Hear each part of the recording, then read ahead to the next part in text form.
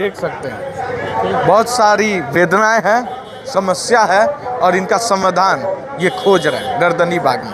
लेकिन सवाल ये है कि हर बार क्यों अपने हक के लिए बिहार की आम जनता अनशन पर बैठने पर मजबूर हो जाती है। क्या इसी दिन के लिए हम उन नुमाइंदों को शीर्ष पर पहुंचाते हैं जो हाथ जोड़कर वोट तो ले लेते हैं, लेकिन जब हक की बात आती है तो अनशन पर बैठवाने के लिए का काम वही लोग करते हैं। सोचने वाली बात है और सोचना होगा इस बार सरकार को भी। कौन सा विभाग है नीतीश कुमार, माननीय नीतीश कुमार, आपसे हम पूछना चाह रहे हैं कि कौन ऐसा विभाग है कि अभी तक एक भी फूटी कौड़ी नहीं बढ़ा है? 8 साल में हम लोग का वेतन बढ़ना चाहिए कि नहीं बढ़ना चाहिए? हम आपसे की सूत्री मांग है।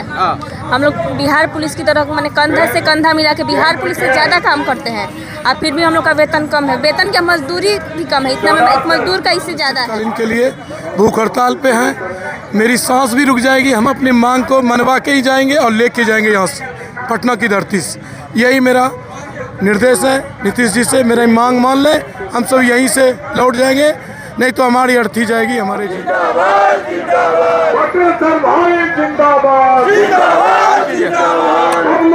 नमस्कार, स्वागत है आपका खबर फर्स्ट में। मैं आशुतोष। होमगार्ड के जवान आज अपने हक के लिए अनशन पर बैठ गए, अनिश्चितकालीन अनशन पर ये बैठ चुके हैं। हक है इनका कि अगर वो काम एक बराबर के करते हैं तो वेतन बराबर का क्यों नहीं मिलता। बात करेंगे हम सीधे इनसे। क्या नाम हुआ सर? विकास कुमार। विकास जी, ये जो अनशन पर आज बैठ गए, कब तक ये अनशन चलेगा? अनिश्चितकालीन है मेरा अनशन। जब तक हमारी 21 सूत्री मांग नहीं मानते हैं नीतीश जी, तब तक हम सब अनिश्चितकालीन के लिए भूख हड़ताल पे हैं। मेरी सांस भी रुक जाएगी। हम अपनी मांग को मनवा के ही जाएंगे और लेके जाएंगे यहाँ से, पटना की धरती से। यही मेरा निर्देश है नीतीश जी से, मेरी मांग मान लें, हम सब यहीं से लौट जाएंगे, नहीं तो हमारी अर्थी जाएगी हमारे जिले, नहीं हमारी मांग मांगी जाएगी। क्या 21 सूत्री मांग है? ये बहुत सारी मांग है। समान काम का, समान वेतन, समान सुविधा। हम लोग जूझ रहे हैं, 24 घंटे ड्यूटी हम लोग करते हैं, लेकिन उसके वजह से तनाशाही हो रहा है। सबसे बड़ी कोई दोषी है तो वो है IAS IPS पूरे बिहार का। हम लोग पर सौतला व्यवहार कर रही है, यही देन का IPS दोषी है। चलिए हम सीधे मिलेंगे। कल हम इनसे बात भी किए थे। 21 सूत्री मांग में प्रमुख कौन कौन सी मांगे हैं जो सरकार से आप चाहते हैं कि वो जल्दी सुन लें?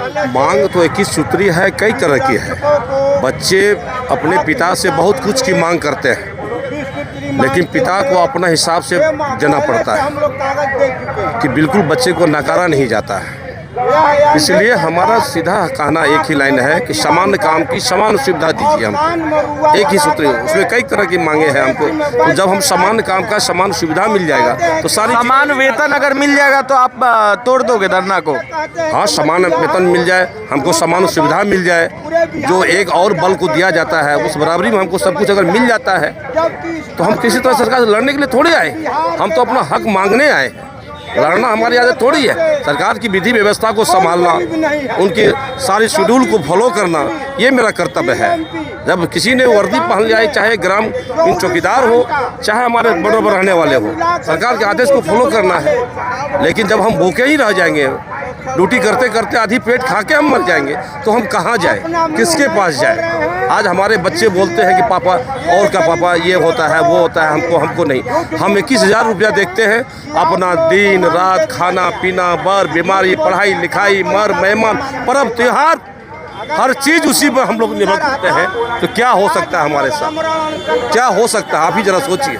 मैं आपके माध्यम से आदरणीय नीतीश कुमार जी को कहना चाहूँगा, पूछना चाहूँगा, जरा अंदर आत्मा को जगाइए, जरा सोचिए कि जो आपकी सारी विधि व्यवस्था को संभालता है, सारे दामोदार उसके ऊपर है, और दारोमदार रहने के बावजूद भी आपकी ये पीड़ा नहीं दिख रहा है कि 21,000 की नौकरी। हाँ, ये दिख रहा है समान काम के समान जी। ये क्या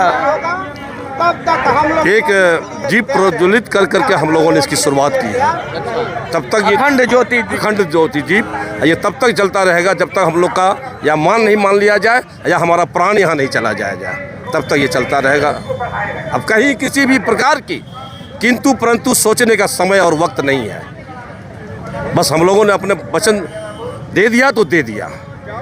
चाहे सरकार हमारी लाश को उठा के ले जाए या तो हमारे सबों का कल्याण करे, बस दो ही रास्ता उनके पास। यस जी, दो ही। चलिए थोड़ा सा यहाँ पे हम बात करके देखिए, हमारे साथ होम गार्ड की महिला जवान भी मौजूद है, हम जिनसे बात करेंगे। क्या मांग है आप लोग की? हम लोग का एक ही सूत्री मांग है।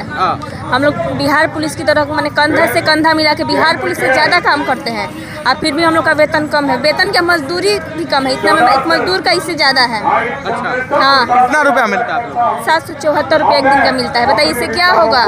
कभी ड्यूटी मिलता है, कभी नहीं मिलता है। ड्यूटी भी कभी कभी नहीं देता? हाँ, जब मन करता है तो विरमित कर देते हैं, जब मन करता है तो रखते हैं, नहीं मिलता है ड्यूटी।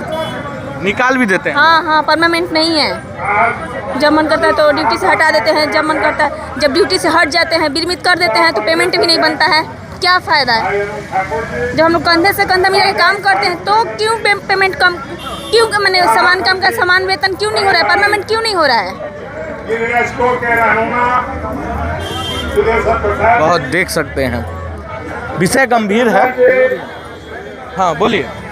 देखिए, हम लोग गिरी रक्षक सिपाही हैं और हम लोग हर जगह एंटीबायोटिक दवाई के तरह काम आते हैं। कोई भी फोर्स के साथ हम लोग को गिरी रक्षक को ड्यूटी लगाया जाता है, एकदम सीना तान के ड्यूटी करते हैं, किसी से डरते नहीं है। मगर हम लोग का वेतन 774 रुपया से 1 रुपया बढ़ने का नाम नहीं ले रहा है और ये वेतन 8 साल हो गया है बढ़े हुए। जीतनराम मांझी के द्वारा उन्होंने 774 रुपया बढ़ाया था, तब से आज तक 1 रुपया नहीं बढ़ा है। कौन सा विभाग है नीतीश कुमार, माननीय नीतीश कुमार, आपसे हम पूछना चाह रहे हैं कि कौन ऐसा विभाग है कि अभी तक एक भी फूटी कौड़ी नहीं बढ़ा है? 8 साल में हम लोग का वेतन बढ़ना चाहिए कि नहीं बढ़ना चाहिए? हम आपसे सवाल पूछ रहे हैं। ऐसा क्या मजबूरी है बिहार सरकार के पास कि हम लोग का वेतन देने में आपको असंकोच है? यहाँ तक नहीं, जो जवान मतलब बार बार विरमित कर दिया जाता है, जो भी ये 774 रुपया है बीच में विरमित कर देने पे घर पे चल जाके बैठ जाना पड़ता है, वो भी 774 रुपया नहीं मिलता है। कैसे हम लोग का बाल बच्चा का पालन पोषण होगा?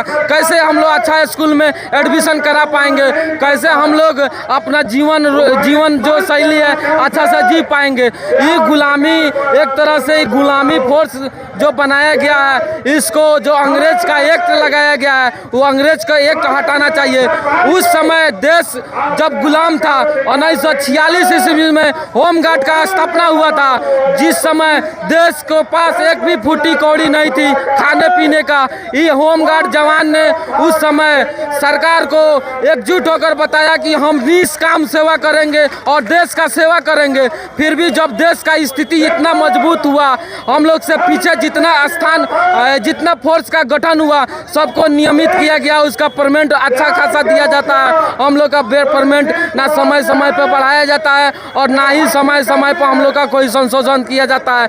हम माननीय मुख्यमंत्री से कहेंगे कि अगर समय रहते आप हम लोग का मांग को पूरा नहीं कीजिएगा तो एक गर्दनी बाग में हम लोग वो दिन दिखाएंगे कि जिस समय आपको फिर घुटना पर टिकने पर मजबूर हो जाइएगा। सीएम साहब, आप बताइए, जो जवान 60 साल उनका उम्र हो गया है, इनका 60 साल उम्र हो गया है, इनका वेतन 774 रुपया है और जो आज ज्वाइन कर रहा है उसका भी वेतन 774 रुपया है। ये अन्याय है कि नहीं है? इनका पूरा उम्र बीत जाता है फिर भी इनका वेतन अनुभव कहाँ जाता है? कोई भी लेबर आज लेबर में काम करता है तो 500 रुपया कमाता है, कल मिस्त्री में काम करता है तो 800 कमाता है और कल ठेकेदार हो जाता है तो महीना का 1 लाख रुपया 1.5 लाख कमाता है। उसका अनुभव बढ़ता जाता है, हम लोग का अनुभव बढ़ता है। हम लोग का वेतन 774 से 74 रुपया रहता है, 8 साल में 1 भी रुपया नहीं बढ़ा है। ऐसा बिहार सरकार के पास कौन सा मजबूरी है? आप बार बार करते हैं कि हम इतना लाख नौकरी दिए, तो हम लोग को नौकरी देने में आपको क्या जाता है?